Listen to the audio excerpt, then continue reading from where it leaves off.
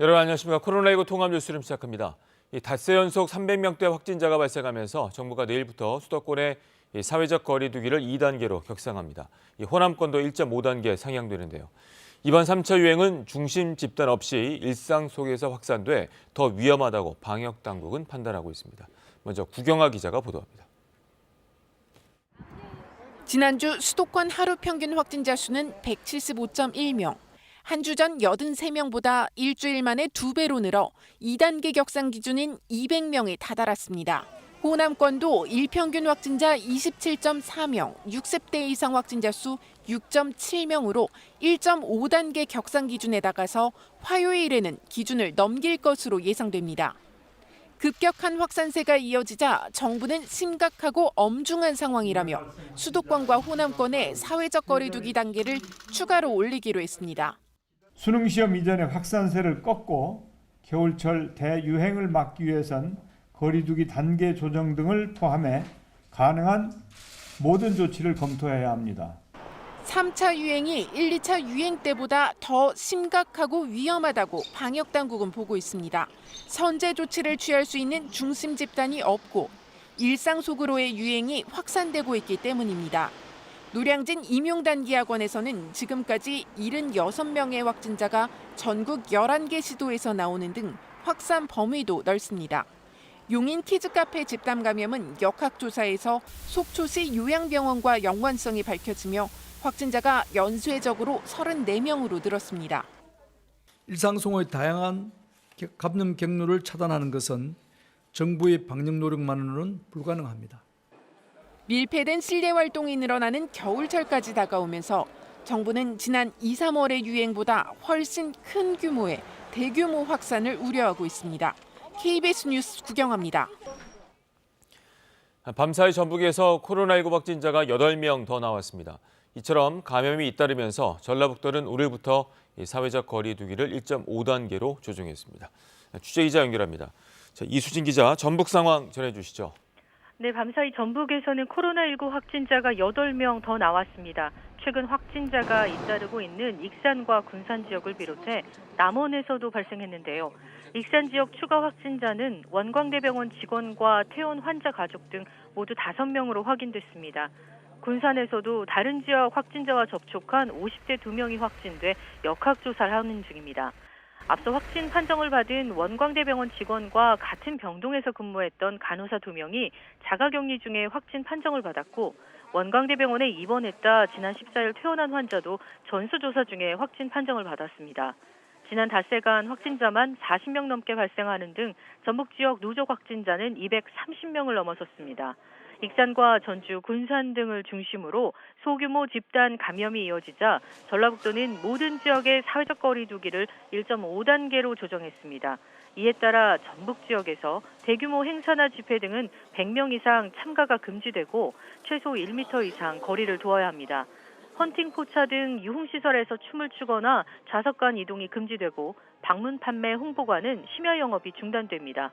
종교 활동도 좌석수의 30% 이내로 인원이 제한되고 식사나 모임은 할 수 없습니다. 전라북도는 연말연시 불필요한 다른 지역 방문과 모임 등 자제하고 개인 방역 수칙을 철저히 지켜달라고 당부했습니다. KBS 뉴스 이수진입니다. 정부가 전 국민의 60% 이상이 접종할 수 있는 코로나19 백신을 확보한 상태로 글로벌 제약회사들과 협상을 진행 중인 것으로 확인됐습니다. 한편 내수 진작을 위해 도입됐던 8개 분야 소비 쿠폰 사업은 잠정 중단될 것으로 보입니다. 보도에 이호연 기자입니다. 글로벌 제약회사들과 코로나19 백신 협상을 진행하고 있는 정부가 3천만 명분 이상이 접종할 수 있는 양을 확보한 것으로 확인됐습니다. 이는 전 국민의 60% 이상이 접종할 수 있는 양입니다. 국민적 약속을 했던 3천만 명분, 즉 60%에 해당하는 3천만 명분을 확보를 하겠다는 약속을 드렸는데 그거보다 더 초과하는 그 정도 양을 저희들이 개별 기업과 협상해 주고 있고 다만 안전성을 담보하기 위한 세부적인 공급 조건을 계약서상에 명시하기 위해 협상을 진행 중인 것으로 알려졌습니다. 특히 미국 제약회사 화이자가 독일 바이오엔테크와 공동 개발 중인 백신의 경우 영하 70도 이하의 저온 유통이 필수이기 때문에 안전성 유지와 관련한 조항 작성에 집중하고 있는 것으로 보입니다. 화이자 같은 경우에는 마이너스 70도의 공급망이 필요합니다. 콜드체인 중에서도 특이한 콜드체인이 필요한 거죠. 그런 마이너스 70도를 유지할 수 있는 그런 나라들이 사실 별로 없습니다. 박능우 보건복지부 장관은 또 안전성이 검증된 백신을 최대한 많이 확보해 신중하게 도입하겠다는 정부 입장을 재차 확인했습니다. 한편 코로나19로 위축된 내수 진작을 위해 도입됐던 숙박과 관광, 공연, 영화 등 8개 분야 소비 쿠폰 사업은 잠정 중단될 것으로 보입니다. 수도권의 사회적 거리 두기가 2단계로 상향된 상황에서 소비를 권장하는 건 바람직하지 않다는 지적 때문입니다. 정부 안에서도 관련 부처 간에 지금 협의가 시작되었습니다. 일단 방향은 그러한 것을 일단 잠정 중단하는 것으로 이렇게. 박능호 장관은 또 연말까지 200개가 넘는 중증 환자 병상을 확보해 늘어나는 위중증 환자에 대비하겠다고 밝혔습니다. KBS 뉴스 이효연입니다. 조금 전 들어온 코로나19 소식 알아보겠습니다. 오늘 0시 기준 신규 확진자는 271명으로 집계됐습니다. 국내 발생이 255명, 해외 유입은 16명입니다. 취재기자 연결합니다. 김민혁 기자, 신규 확진자 현황 전해주시죠. 네, 중앙방역대책본부가 조금 전 신규 확진자 수를 발표했습니다. 오늘 0시 기준 국내 코로나19 신규 확진자 수는 271명입니다. 이 중 국내 발생은 255명, 해외 유입은 16명입니다. 국내 발생 상당수는 여전히 수도권에서 집중되고 있습니다. 서울에서 109명, 경기에서 74명, 인천에서 23명입니다. 이처럼 수도권 상황이 심상치 않게 돌아가고 지난 2월과 8월에 이어 3차 유행 양상이 나타나자 정부는 어제 수도권 지역의 거리두기 단계를 2단계로 올린다고 발표했습니다. 내일 0시부터 적용됩니다. 이렇게 되면 유흥시설 5종의 집합이 금지되고 식당에서는 밤 9시 이후로 배달과 포장만 허용됩니다. 카페에서는 하루 내내 배달과 포장만 허용됩니다. 정부는 날이 추워지는 가운데 지난 한 주 2,000명 넘는 환자가 나오며 3차 유행이 시작되고 있다고 진단했습니다.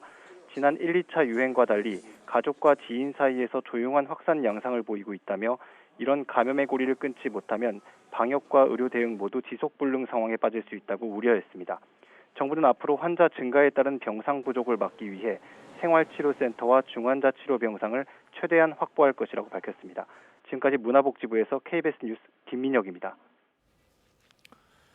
코로나19 백신의 긴급 승인을 앞두고 미국이 다음 달 11일부터 백신 접종을 시작하겠다고 밝혔습니다. 12월에만 2천만 명, 내년부터는 매달 3천만 명씩 접종하면 내년 5월쯤 집단 면역이 이루어질 것으로 미국 백신 개발 책임자는 예측했습니다. 보도에 김덕훈 기자입니다. 글로벌 제약회사 화이자의 코로나19 백신 사용과 관련해 미 식품의약국 FDA 긴급 승인 절차를 앞두고 미국 정부의 백신 개발 초고속 작전팀 최고 책임자가 접종 시간표를 공개했습니다. 다음 달 10일 FDA 회의에서 백신 긴급 사용 승인권을 논의한 뒤 승인이 떨어지면 곧바로 접종을 시작하겠다는 겁니다. So I would expect maybe on day 2 after approval, on the 11th or on the 12th of December, hopefully the first people will be immunized across the United States. 12월 한 달간 2천만 명에 대한 접종을 마친 뒤 내년부터는 매달 3천만 명씩 백신을 접종한다는 계획입니다. 이 같은 추세면 내년 5월쯤 미국 내에서 집단 면역이 달성될 것으로 백신 개발 책임자는 전망했습니다. With the level of efficacy we have, 95%, 70% or so of the population being immunized would allow for true herd immunity to take place. That is likely to happen somewhere in the month of May. 다만 정치적, 개인적 신념이나 초기 백신 안정성을 걱정해 상당수 미국인이 접종을 기피할 우려가 제기됩니다. 지난 9월 실시한 한 미국 여론조사에서는 응답자의 49%가 접종을 하지 않을 것이라고 답했습니다. I really hope and look forward to seeing that the level of negative perception of the vaccine decreases and people's acceptance increase. That's going to be critical. 코로나19에 감염된 환자를 위한 치료제도 어제 FDA 긴급 승인을 받았습니다. 지난달 트럼프 대통령이 코로나19 확진 때 처방받았던 생명공학회사 리제네론의 항체 치료제입니다. FDA는 이 치료제를 65살 이상 고위험군 환자와 증상이 심하지 않은 감염자 위주로 투여할 방침입니다. KBS 뉴스 김덕훈입니다.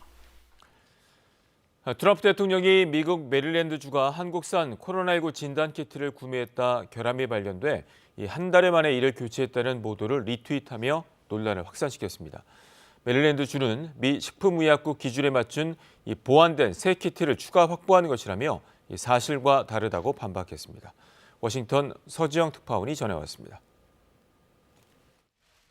트럼프 대통령이 미 메릴랜드주가 수입한 한국산 코로나19 진단키트 결함 관련 현지 언론의 보도를 리트윗했습니다. 이어 레리 호건 메릴랜드 주지사를 겨냥해 결함 있는 진단키트에 큰 돈을 지불했다고 비난했습니다. 앞서 워싱턴 포스트 등은 지난 4월 메릴랜드주가 한국산 코로나19 진단키트를 구매했다가 결함이 발견돼 한 달여 만에 추가 비용을 들여 교체했다고 보도했습니다. 이 과정에서 250만 달러가 추가 발생했지만 주정부는 교체 사실도 진단키트 랩건 50만 회 검사분이 얼마나 사용됐는지 공개하지도 않고 있다고 지적했습니다. 이에 대해 메릴랜드주는 사실과 다르다고 반박했습니다. 주 관계자는 KBS와의 통화에서 새 키트를 다시 공수한 것은 결함이 있어서가 아니라 미 식품의약국 FDA의 기준에 맞춰 검사 결과가 빨리 나오는 보완된 키트를 추가 확보한 것이라고 설명했습니다. 또 현재까지 75%인 37만 5천 회분이 사용됐고 연말까지 모두 소진될 것으로 예상한다고 덧붙였습니다. 레리 호건 메릴랜드 주지사도 대통령이 해야 할 일을 하지 않았기 때문이라고 맞받아쳤습니다. 트윗을 통해 코로나19 대유행 시기 연방정부의 도움을 제대로 받지 못해 주지사들이 자체적으로 진단키트를 확보할 수밖에 없었다고 강조했습니다. 그동안 트럼프 대통령은 메릴랜드주가 한국산 진단키트를 구매한 것에 대해 돈 낭비라며 불편한 심기를 드러냈고 호건 주지사는 주지사들의 책임으로 돌린 대통령 지시를 따른 것이었다며 신경전을 펼치기도 했습니다. 워싱턴에서 KBS 뉴스 서지영입니다. 문재인 대통령이 주말 이틀 동안 화상으로 열렸던 G20 정상회의 일정을 마무리했습니다. G20 정상들은 기업인 등 필수 인력들의 원활한 이동을 위한 구체적 조치를 모색한다는 내용의 정상 선언문을 채택했습니다. 보도에 우수경 기자입니다.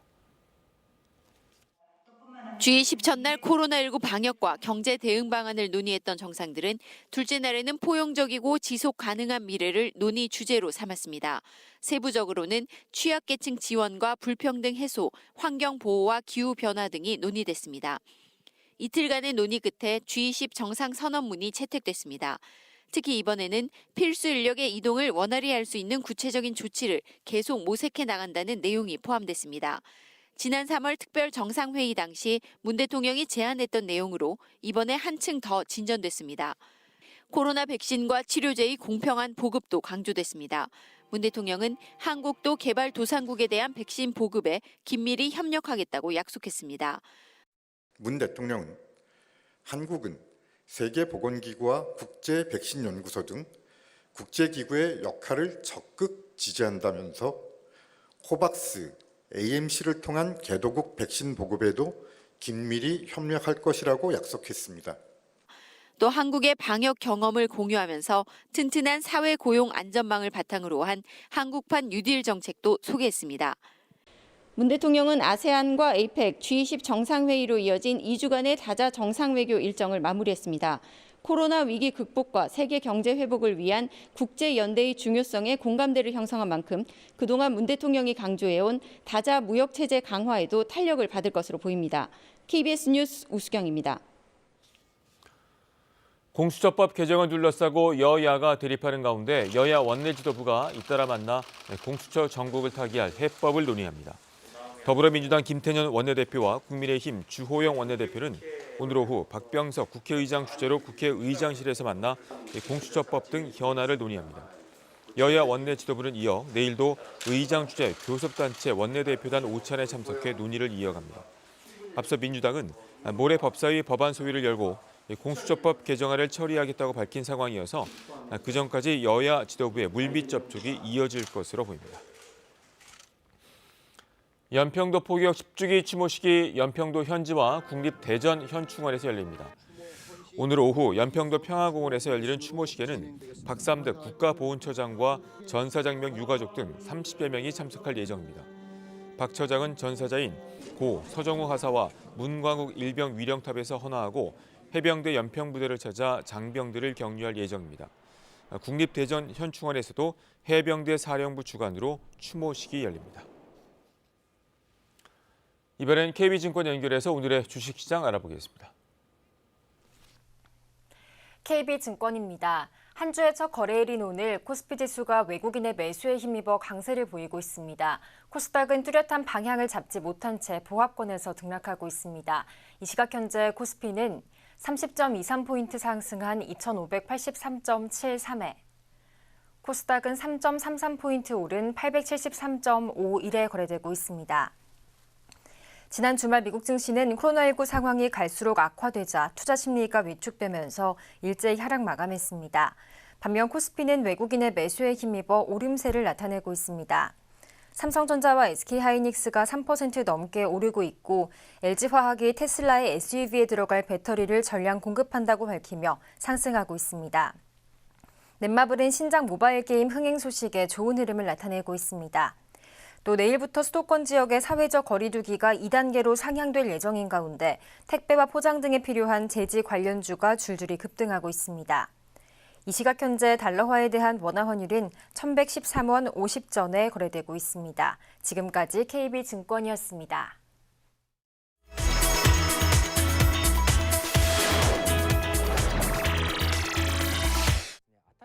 코로나19 상황이 길어지면서 사무용 가구도 이에 맞춰 변하고 있습니다. 사무실 한쪽에 설치된 1인용 부스.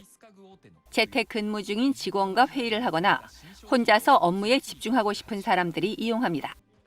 또 다른 부스에서는 직원 2명이 업무 관련 회의를 하고 있습니다. 이 부스의 특징은 유리 칸막이가 설치돼 있고 30초마다 환기가 이루어진다는 것. 코로나19 상황이 장기화되면서 방역을 고려한 사무용 가구가 잇따라 등장하고 있는 겁니다. テレワークで十分できるなっていう一方ですね、やはり満たされない部分っていうのが感じ始めていると。 특히 대화할 때 분출되는 비말이 확산되는 것을 막아주는 책상도 있는데요. 공기 중으로 나오는 비말을 빨아들이는 장치가 부착돼 있어 90% 정도를 제거한다고 합니다. 독일 북부의 풍부한 풍력 에너지를 남부로 전달하기 위한 세계 최대 규모의 배터리 단지 조성 계획이 주민들의 반대로 지연되고 있습니다. 독일 북부 지역에 부는 풍부한 바람은 전기의 원천 에너지가 되고 있습니다. 여기서 생산된 전기는 공업 지역이 집중돼 전기 소비량이 많은 남부 지역으로도 전달되고 있습니다. 문제는 송전과 배전의 한계로 풍력으로 생산한 전기 에너지를 저장해 놓을 수 있는 거대한 규모의 배터리가 필요한 상태입니다. 그래서 독일 정부는 남부 바덴뷰르텐베르크주 쿠퍼첼 지역에 축구장 7개 넓이의 배터리 단지를 설립하기로 했습니다.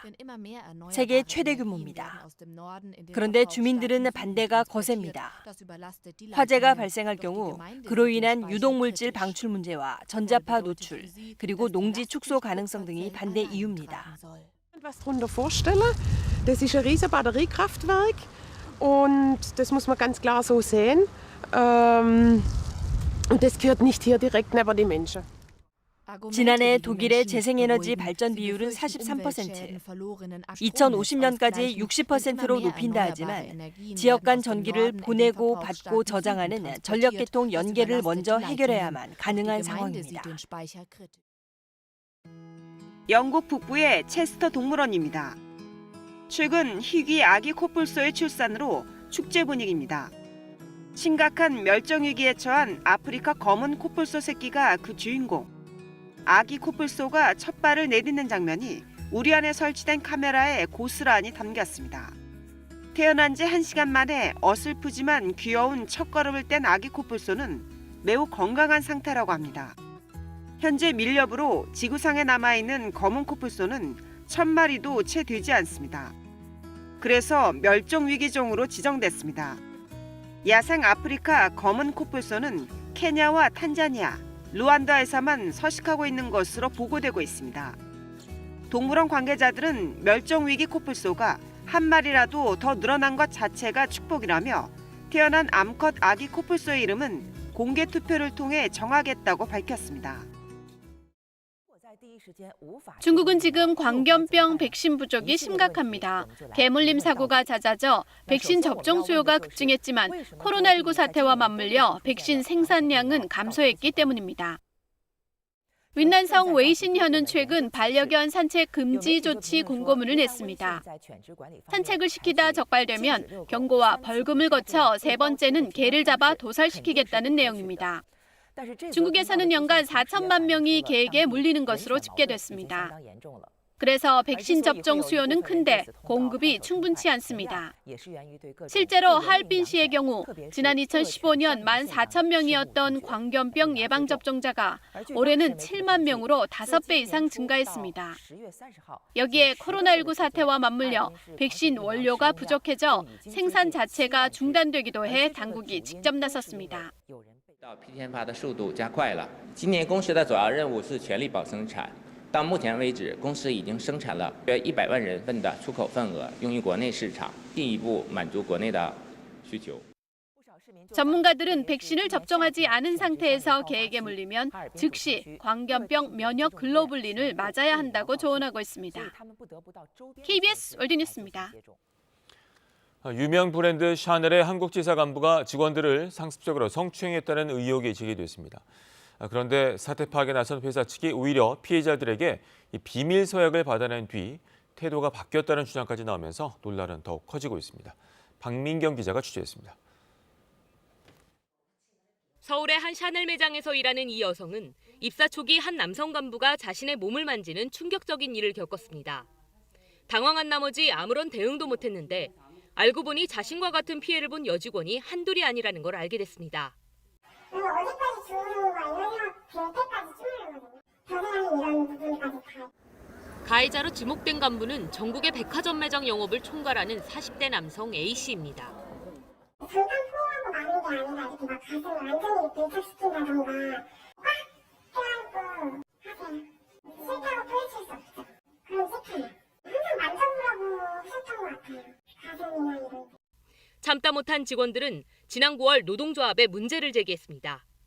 노조가 설문조사를 해봤더니 드러난 피해자만 10여 명, 피해 기간도 10년이 넘는 것으로 파악됐습니다. 노조는 이런 결과를 토대로 지난달 사측에 징계를 요구했습니다. 그런데 사측은 피해자 조사 과정에서 피해 내용을 외부에 알리지 않겠다는 비밀 서약을 요구했습니다. 비밀 서약을 받은 뒤에는 아예 태도가 바뀌더니 한 달이 넘도록 진행 상황을 전혀 알려주지 않고 있다고 피해자들은 주장합니다. 나를 보호한다는 느낌보다는 여기서 얘기한 거 어디 가서 얘기하면 안 돼? 이런 느낌을 좀 받았고요. 도둑맞은 느낌 같은 거예요. 피해 사실을 몽땅 가져가서 오히려. 이에 대해 샤넬 코리아는 관계법령과 사내 규정에 따라 조사하고 있다면서 비밀 서약서를 받은 것은 일반적인 절차였다고 해명했습니다. 가해자로 지목된 A씨는 취재진과의 통화에서 성실하게 조사에 응했고 결과를 기다리고 있다라고 밝혔습니다. KBS 뉴스 박민경입니다. 경남 창원시 한 골프장에 소떼가 난입해 소동이 벌어졌습니다. 골프장 손님들도 놀라 대피할 정도였다고 하는데요. 윤경재 기자가 취재했습니다. 손님들이 골프를 치고 있는 골프장에 소떼가 나타났습니다. 한 무리가 골프 치는 사람 주변을 스쳐 달려가더니 뒤이어 다른 무리 소들이 골프장을 제 집처럼 활보합니다. 지난 20일 오후 6시쯤 골프장 손님이 촬영한 영상입니다. 소떼 소동은 소방대원들이 출동해 쫓아내기까지 30분 동안 이어졌습니다. 저러다가 없어지겠지, 가겠지 했는데 소들이 이제 저희한테 뛰어오더라고. 그래 난폭하지는 않은데 저희는 뭐 좀 당혹스러웠죠. 이 골프장에 3년 전부터 10차례 넘게 소떼가 출몰했습니다. 분변으로 인한 잔디 고사 피해가 발생을 하고요. 인명 피해 우려도 있는 상황입니다. 소떼는 골프장 주변에서 방목된 상태로 사육되는 것으로 확인됐습니다. 녹지로 이어진 골프장과 주변 도로, 인근 마을까지 소떼 출몰로 인한 민원이 발생하고 있습니다. 도로에서도 소가 길을 막고 있으니까 그런 불편한 애로사항이 많죠. 소방서나 경찰이 오셔서 쫓고 일하시니까 그분들도 저희도 한두 번이 아닌 걸 알고 계세요. 경남 창원시와 소방당국은 방목 소떼로 인한 피해를 줄이는 방안을 찾고 있다고 밝혔습니다. KBS 뉴스 윤경재입니다. 성큼성큼 겨울로 다가서고 있습니다. 비만 내렸다 하면 기온이 뚝뚝 떨어지고 나는데 오늘도 예외는 아닙니다. 어제 비가 온 뒤 오늘 아침 전국 내륙 지역의 기온이 영하권으로 떨어졌고 서울은 영하 1.5도로 올가을 들어 가장 낮은 기온을 기록했습니다. 어제보다 10도 이상이나 기온이 큰 폭으로 내려가 중부 내륙과 경북 내륙 지역에는 한파주의보도 발효 중인데요. 여기에 찬바람이 불기 때문에 실제 몸이 느끼는 추위는 실제 기온보다 더합니다. 수요일인 모레까지는 평년 이맘때보다 추운 날씨가 이어지겠습니다. 오늘은 전국이 대체로 맑겠지만 낮까지 전라도 서해안과 제주도에 산발적으로 빗방울이 떨어지겠습니다. 오늘까지 서해안과 제주도 서쪽 해안에는 바람이 강하게 불겠습니다. 낮 최고 기온은 서울이 6도, 대전과 안동이 9도, 전주가 8도로 어제보다 3도에서 9도 정도는 낮겠습니다. 바다의 물결은 먼 바다에 풍랑주의보가 내려진 가운데 3.5에서 4m까지 매우 높게 일겠습니다. 이번 주는 금요일과 토요일 사이 강원 영동 지방에 비나 눈이 조금 내리겠습니다. 날씨 전해 드렸습니다. 코로나19 통합 뉴스를 마칩니다. 고맙습니다.